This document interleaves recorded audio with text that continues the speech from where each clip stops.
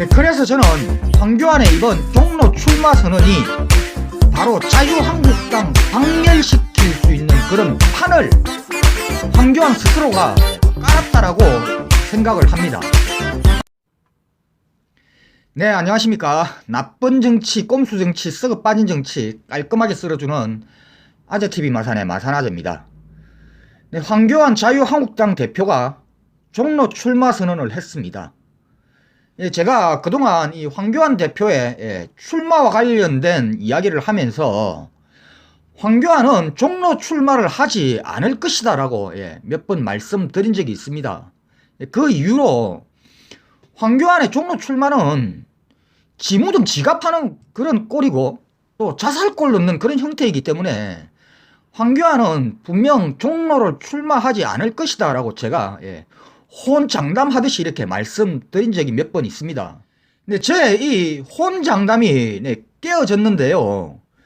제가 이 황교안을 너무나도 과대평가하고 있었던 것 같습니다. 그래도 일국의 법무부 장관, 국무총리를 역임을 했고 지금 현재 대한민국 제1야당의 대표를 지내고 있는 사람인지라 그래도 기본적인 사리분별 그리고 판단력 정도는 갖고 있을 것이다 라고 생각을 했기 때문에 제가 황교안이 종로 출마를 하지 않을 것이다 라고 제가 말씀을 드렸던 것입니다. 지금 이 시기에 황교안이 종로 출마 선언을 한 것은요, 명분도 실익도 아무것도 없는 것입니다. 실익은요, 선거에서 승리하는 것이죠.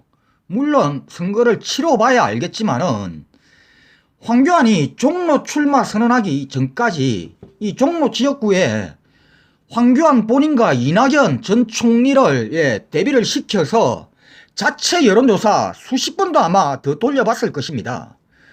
황교안의 지금까지 고민했던 이 시점이 이 바로 자체 여론조사 결과가 절대로 이길 수 없다라는 그런 결론들이 나왔기 때문에 지금까지 이걸 손에 움켜쥐고 놓아야 할지 움켜잡아야 할지 이걸 지금까지 고민을 하고 있었던 것입니다.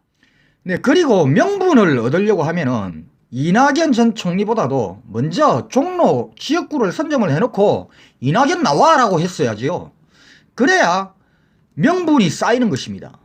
그런데 지금 이낙연 총리 출마 선언하고 그리고 되도 않는 이정현이가 깝죽거리면서 나온다고 선언해놔 놓고 그러다 보니 이러지도 못하고 저러지도 못하는 그런 단계에서 지금 이제 출마 선언을 한다. 네, 아무런 명분이 없죠. 그래서 명분도 없고 실익도 없는 바로 출마 선언이라고 이야기를 합니다. 명분을 잃었으면은 실익이라도 챙기는 이런 판단을 했어야 하는데 종로 출마하지 않으면은 주변에서 어휴 저 비겁한 놈, 어휴 저 겁쟁이 이런 소리 듣는 것이 겁이 나서 말 그대로 개똥 같은 그 자존심 때문에 결국에는 최고의 악수를 둔 것 같습니다. 이 악수로 인해서 오히려 우리 진보 진영에는 이번 21대 총선에서 자유한국당 박멸을 시킬 수 있는 그런 판을 황교안 대표가 깔아줬다라고 저는 생각을 합니다. 만약에 이낙연 전 총리가 황교안을 종로에서 10% 이상의 넉넉한 스코어로 승리를 하고 자유한국당의 지역구 의석을 70석 미만으로만 막아낼 수 있다면은 아마 차기 대선에 황교안 필패론이 자유한국당 내부에서 제기가 될 것이고 그리고 이번 21대 총선 패배에 대한 그 책임을 황교안에게 묻게 될 것입니다. 그러면은 자유한국당은요 이번 21대 총선을 계기로 이 자중질환을 일으키면서 공멸할 그런 가능성이 매우 높아졌다라고 생각을 합니다. 네, 그래서 저는 황교안의 이번 종로 출마 선언이 바로 자유한국당 박멸시킬 수 있는 그런 판을 황교안 스스로가 깔았다라고 생각을 합니다. 네, 이번 자유한국당 황교안 대표의 총선 출마지 결정을 두고 이렇게 흘러왔던 이 과정과 그리고 이 결과물을 보면은요, 황교안 대표의 모든 것을 다 보여주고 있다라고 생각을 합니다. 판단력 제로. 그렇다고 배포도 없어. 배포도 제로. 결정해놓고 추진할 수 있는 그런 추진력 또한 제로.